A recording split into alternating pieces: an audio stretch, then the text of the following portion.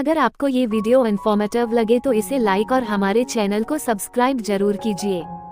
भारत रत्न लता मंगेशकर एक ऐसा नाम जिसे सुरों की देवी के रूप में याद किया जाता है। उनकी आवाज ने न केवल संगीत प्रेमियों को मंत्रमुग्ध किया, बल्कि उनकी सादगी और व्यक्तित्व ने उन्हें लाखों दिलों की धड़कन बना दिया। सफेद साड़ी उनकी पहचान बन चुकी थी और इसके पीछे एक दिलचस्प किस्सा भी है। सफेद साड़ी से अनोखा रिश्ता। लता दीदी को कॉटन की साड़ियाँ बेहद पसंद थीं, लेकिन रंग बिरंगी साड़ियों की जगह सफेद साड़ी पहनना उनकी खास पसंद बन गई।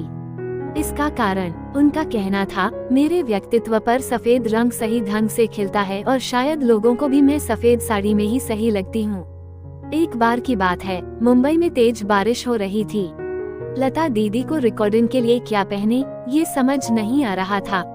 उन्होंने क्रेप शिफॉन साड़ी पहन ली जो पीले या ऑरेंज रंग की थी। जब वो स्टूडियो पहुंची तो रिकॉर्डिस्ट ने हैरानी से पूछा, आप ये क्या पहनकर आ गईं? लता दीदी ने मुस्कुराते हुए जवाब दिया, इतनी बारिश में भीगकर आई हूँ, क्रेप साड़ी जल्दी सूख जाती है इसलिए पहनी। लेकिन रिकॉर्डिस्ट ने कहा, यह आप पर जंच नहीं रही। इस एक घटना ने लता दीदी को एहसास दिलाया कि लोग उन्हें केवल सफेद साड़ी में देखना पसंद करते हैं। इसके बाद उन्होंने रंग बिरंगी साड़ियों से दूरी बना ली और सफेद साड़ी उनकी पहचान बन गई। संगीत की आरंभिक शिक्षा। महज 5 साल की उम्र में लता मंगेशकर ने संगीत की शिक्षा लेना शुरू कर दी थी।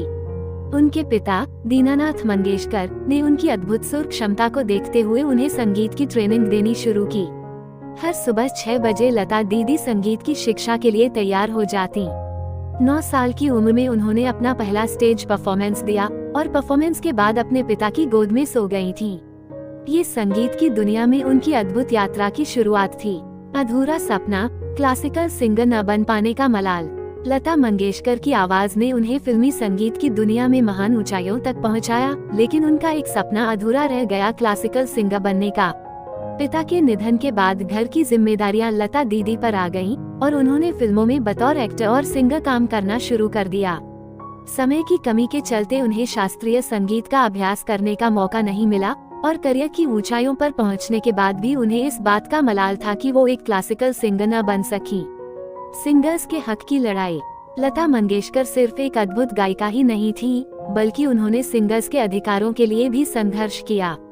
उन्होंने सिंगर्स के गाने की रॉयल्टी की मांग उठाई। इस मुद्दे पर मोहम्मद रफी साहब उनसे असहमत थे, जिसके चलते दोनों ने 4 साल तक एक साथ कोई गाना नहीं गाया। लता दीदी ने साहस और संकल्प के साथ सिंगर्स के हक की लड़ाई लड़ी और आखिरकार उन्हें इस संघर्ष में सफलता भी मिली। कभी नहीं देखा अपना गाया गाना।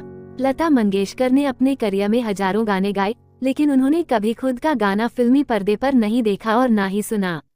उनका मानना था कि अगर वो अपना गाया गाना सुनेंगी तो उसमें कोई न कोई कमी जरूर निकाल देंगी। समाज सेवा में भी अग्रणी। संगीत के अलावा लता दीदी ने समाज सेवा में भी महत्वपूर्ण भूमिका निभाई। 1989 में उन्होंने लता मंगेशकर फाउंडेशन की स्थापना की, जिसके माध्यम से उन्होंने पुणे में अपने पिता दीनानाथ मंगेशकर के नाम पर एक अस्पताल बनवाया। इसके अलावा नागपुर में भी उनके नाम पर एक अस्पताल है, जिसकी स्थापना 1991 में हुई थी।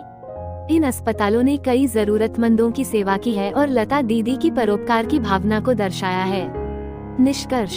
लता मंगेशकर की जीवन यात्रा सिर्फ सुरों की नहीं थी, बल्कि सादगी, त्याग और समाज सेवा से परिपूर्ण थी। सफेद साड़ी में सजी हुई ये महान गायिका न केवल अपने गीतों के लिए याद की जाएंगी, बल्कि उनके द्वारा समाज के लिए किए गए योगदान और उनके अनछुए सपनों की कहानी भी हमें हमेशा प्रेरित करती रहेगी।